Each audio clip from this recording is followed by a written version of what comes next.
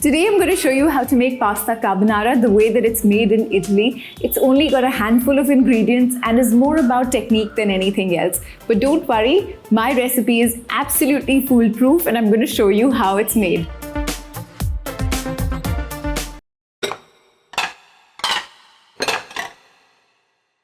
So we start with boiling pasta water and I'm going to add 20 grams of salt to 2 liters of water. That's just the perfect proportion for 200 grams of pasta.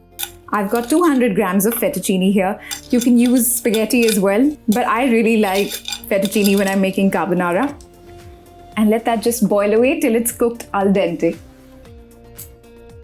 Now for the bacon. Now I'm going to add just a little bit of olive oil to the pan. It's pretty hot. And little cut up pieces of bacon. Can you hear that sizzle? And that's the beauty of Italian cooking. I'm going to let these bacon bits cook till they're slightly browned. And that's going to take a little bit of time. Right, so while the pasta and the bacon are cooking, I'm going to get the sauce together. I'm just going to crack open the first egg and then another one. And now I need an egg yolk only.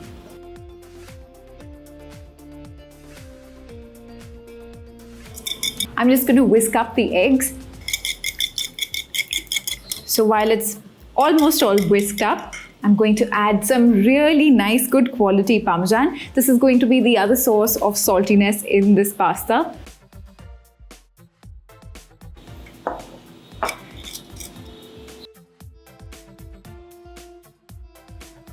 A little grind of some fresh pepper. Not too much because I'm going to add some more once the pasta is done.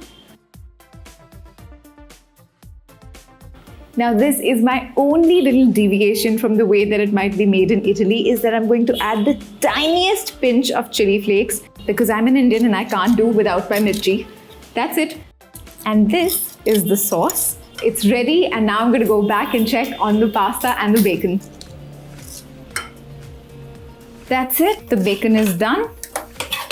I'm going to take it off the heat and now check if the pasta is done. That's it, the pasta is cooked through and now it's time to put pasta carbonara together. Just pull out the pasta, just strain it. I'm just trying to get all of that pasta into the strainer and getting the hot pasta water out. And I'm going to quickly turn it into this sauce that I've made. And this is where technique really counts, otherwise you're going to get scrambled eggs. And by not adding any of the pasta water right now, what I've done is that I've tempered the eggs so that they coat the pasta and the pasta is still hot, so it's absorbing all the liquid from the sauce.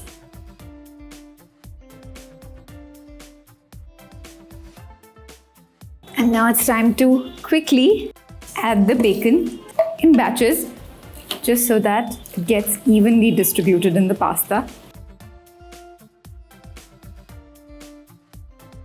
And I'm ready to plate it now.